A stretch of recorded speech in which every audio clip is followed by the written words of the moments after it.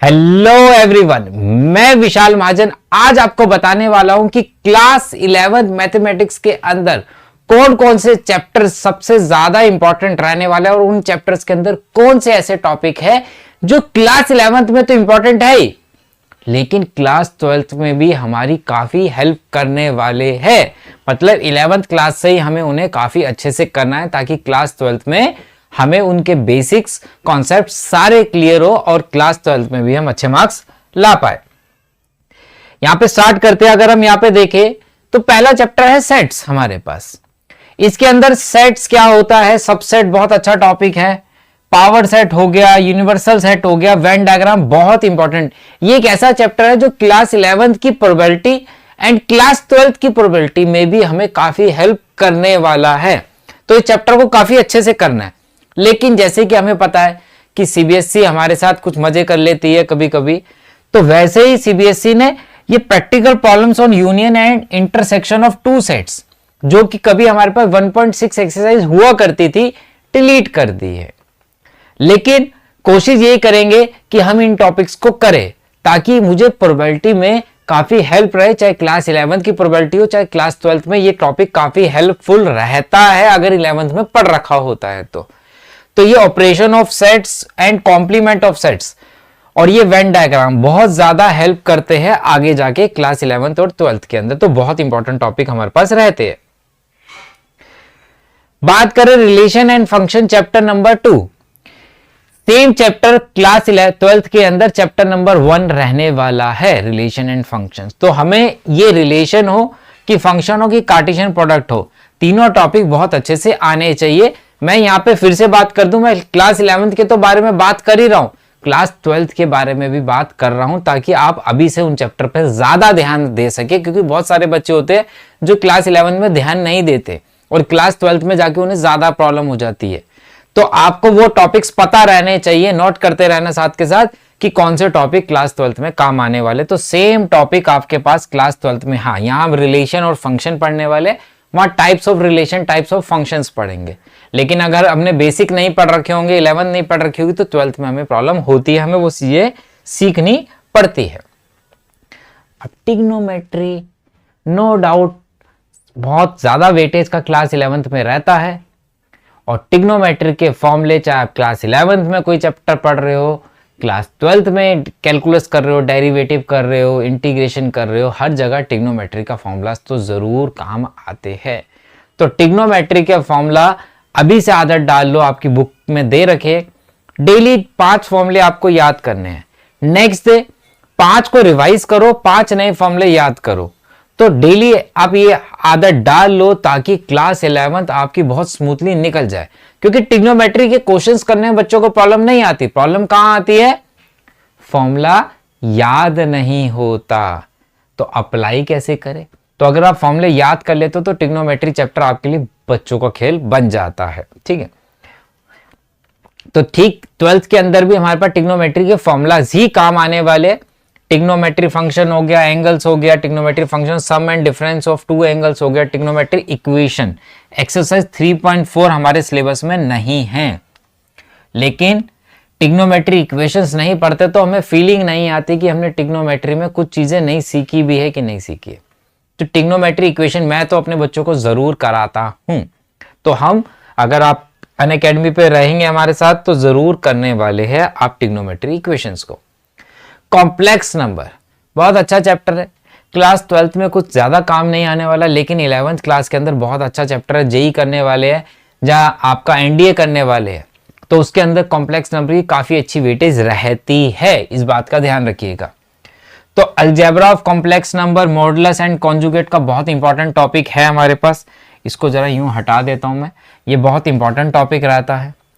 Urgent plane, जिसे हम polar representation भी बोलते हैं, आर्गेंट प्लेन हमारे सिलेबस में है, लेकिन पोलर रिप्रेजेंटेशन सीबीएसई ने डिलीट कर दिया हुआ है। पिछले साल से डिलीट था, इस बारी तो बुक से ही हटा दिया, इनको बाहर कर दिया। ठीक है, क्वाड्रेटिक इक्वेशन आपने 10th में भी पढ़ा और यहाँ पे भी हम पढ़ने वाले, लेकिन कॉम्प्लेक्स नंबर के अंदर पढ़ने वाले। ठीक है, तो पोलर फॉर्म वैसे 12th में काम नहीं आती है, हाँ जेई वगैरह में काम आती है। लीनियर इनइक्वालिटीज, लीनियर इनक्वालिटी कभी चैप्टर नंबर 6 हुआ करता था, चैप्टर नंबर 4 पहले पुरानी बुक में पीएमआई होता था, वो डिलीट हो गया, लेकिन ये चैप्टर 5 होता था पुरानी बुक, अब नई बुक में ये चैप्टर नंबर 4 है। इसी तरीके से हमारे पास लीनियर इनक्वालिटीज कभी चैप्टर 6 होता था, लेकिन अब चैप्टर नंबर 5 है। अगर किसी का पुरानी बुक हो तो कंफ्यूज मत होना, ठीक है। चैप्टर बहुत अच्छा है, 12th के अंदर सेम चैप्टर है और उस चैप्टर की वेटेज है 6% की, मतलब 5 नंबर का वो चैप्टर क्लास 12th में भी आता है। लेकिन जैसे सीबीएसई तो सीबीएसई है, 12th क्लास के अंदर ग्राफिकली रिप्रेजेंटेशन हमारे पास होती थी 2 वेरिएबल्स की, लेकिन सीबीएसई ने ये हटा दी है क्लास 11th के अंदर। बच्चा अगर यहां से ग्राफिकली पढ़ता तो 12th के अंदर उसका अगर बात करें तो 70% उसको आता था, सिर्फ 30% नई बात सीखनी होती थी। लेकिन अगर क्लास 11th में नहीं पढ़ेगा तो उसको वहां पे 100% सीखना पड़ेगा। तो क्लास 11th में इसको भी हम करके साथ के साथ चलने वाले, और आपको भी करना चाहिए। परमुटेशन एंड कॉम्बिनेशन बहुत अच्छा चैप्टर है, मजेदार चैप्टर है। इसमें दोनों ही टॉपिक बहुत ज्यादा इंपॉर्टेंट रहने वाले हैं आप लोगों के लिए। इसकी वेटेज भी अगर आप जेई या एनडीए का एग्जाम देने वाले हैं तो एनसीईआरटी से ये चैप्टर बहुत अच्छे से किया होना चाहिए, क्योंकि ये थोड़ा सा टिपिकल लेवल पे आ जाता है। जैसे अगर हम बात करें तो ट्रिग्नोमेट्री हो गया, ये हो गया रिलेशन फंक्शन, तो अभी तक हम 3 चैप्टर्स ये थोड़े से कॉम्प्लिकेटेड हो जाते हैं हमारे लिए।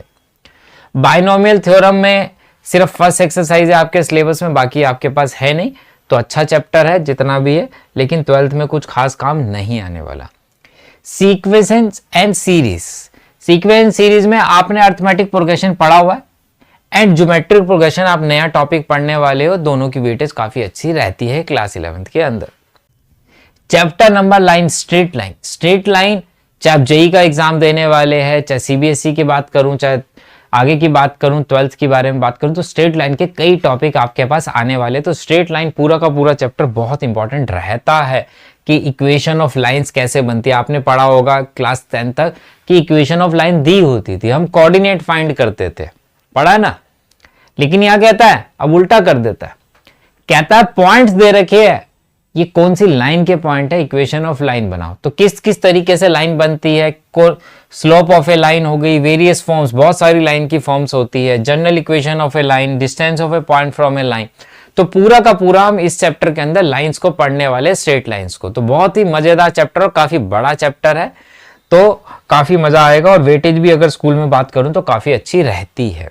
अब सब बोल रहे होंगे सर सारे ही इंपॉर्टेंट बोल रहे हैं, सारे ही अच्छे बोल रहे हैं। देखो भाई, कोई भी चैप्टर अगर डाला गया है तो जाहिर सी बात है अच्छा है, और अगर हम उसे डिटेल में नहीं पढ़ेंगे, डेप्थ में नहीं पढ़ेंगे 11th क्लास के अंदर, तो क्योंकि 11th के बाद मुझे 12th में जाना है, जेई का एग्जाम देना है, एनडीए का एग्जाम देना है, नीट का एग्जाम देना, मतलब मैथ्स वाले हो सकता है कोई पीसीएमबी वाला हो, नहीं भी हो, तो मैं एक जनरली बात कर रहा हूं कि 11th में हर सब्जेक्ट को बहुत डिटेल में, आपने कॉमर्स लिए रखी है, ठीक है, आगे आपको सीए का एग्जाम देना, सीए फाउंडेशन के लिए जाना है, तो आपको कोई भी सीयूटी का एग्जाम देना है, तो आपने 11th अगर नहीं पढ़ी तो जाहिर सी बात है 12th में आपके ऊपर थोड़ा बर्डन तो आने ही वाला होता है। तो शुरू से पकड़ के चलिएगा, शुरू से हर एक टॉपिक को करिएगा ताकि 12th में कोई भी प्रॉब्लम ना आए।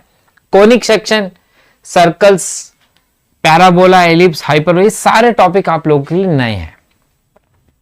तो जो चीज नहीं होती है तो समझने में कभी कभी थोड़ी प्रॉब्लम होती है। अगर एनसीईआरटी की बात करूं तो एनसीईआरटी में कुछ ज्यादा नहीं है इनमें, लेकिन टॉपिक बहुत अच्छे हैं, इनकी वेटेज भी काफी अच्छी रहती है और आगे जाके ये काफी काम भी आते हैं जितने भी एंट्रेंस एग्जाम आपको देने होते हैं। 3 डायमेंशनल ज्योमेट्री कुछ खास चैप्टर नहीं है, छोटा सा चैप्टर है। 3 डायमेंशनल ज्योमेट्री हमारे पास क्लास 12th में भी रहता है, लेकिन इसके बेस पे कुछ ज्यादा नहीं है, ये छोटा सा चैप्टर और बहुत ही कम वेटेज इसकी क्लास 11th में रहती है।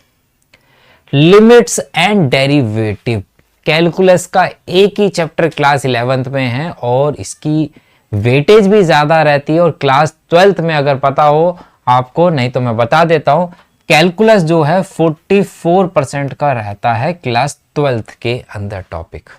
कॉन्टिन्यूटी, डेरिवेटिव, इंटीग्रेशन, ये सारे टॉपिक्स 44% की वेटेज क्लास 12th में रहती है। तो अब आपको समझ में आ गया क्लास 11th के लिए लिमिट्स एंड डेरिवेटिव कितना इंपॉर्टेंट है, क्लास 11th के लिए भी और क्लास 12th के लिए भी, ठीक है। तो इसको चैप्टर को हमें बहुत डिटेल में पढ़ना पड़ता है ताकि क्लास 12th में मुझे कोई दिक्कत ना हो। स्टैट्स क्लास 12th में नहीं है, मीन डेविएशन अबाउट मीन और वेरिएंस एंड स्टैंडर्ड डेविएशन, ये इन दो चैप्टर, इस चैप्टर में से दो टॉपिक बहुत इंपॉर्टेंट रहते हैं। प्रोबेबिलिटी, जैसे मैं बार बार वाले भी बात करी, प्रोबेबिलिटी अगर आप बात करें तो 11th क्लास की प्रोबेबिलिटी, आप एक नई प्रोबेबिलिटी पढ़ने वाले हैं। अब हम बात करें यहाँ पे इस टॉपिक की, तो ये क्वेश्चंस आपके लिए करने बहुत जरूरी है। रैंडम एक्सपेरिमेंट आसान टॉपिक है, इवेंट्स कौन कौन से होते हैं, ये सारे, यूनियन होता है, इंटरसेक्शन, कॉम्प्लीमेंट, ये सारे इवेंट्स इसमें है। लेकिन अगर ये नहीं किया तो प्रोबेबिलिटी की फील नहीं आएगी, क्योंकि अगर 12th के बारे में बात करेंगे तो 12th की प्रोबेबिलिटी काफी वाइड है, नई प्रोबेबिलिटी है, मजेदार प्रोबेबिलिटी, इसको करके फील आता है कि यस मैंने कुछ सीखा है प्रोबेबिलिटी के अंदर। जब मैथ्स कर रहे हैं फील आती है, ये नहीं कह रहा कि मुश्किल है, मजा आने वाली चीज जो होती है ना वो होती है। लेकिन अगर वो मजा तब अधूरा रह जाता है जहां वो सजा बन जाता है, अगर मैंने 11th में ये चीजें नहीं पढ़ रखी है। तो ये आपका पूरा कोर्स था, अगर आप देखेंगे तो इसमें कुछ टॉपिक्स डिफिकल्ट है, जाहिर सी बात है, और कुछ आसान है। तो जो लोग कहते हैं ना कि मेरे मामा के, फूफा के, मौसी के लड़के ने बोला था मैथ्स मुश्किल है, ऐसा कोई बात नहीं होता। डिपेंड करता है कि आप कितने सीरियस है उस बात को लेके करने के लिए।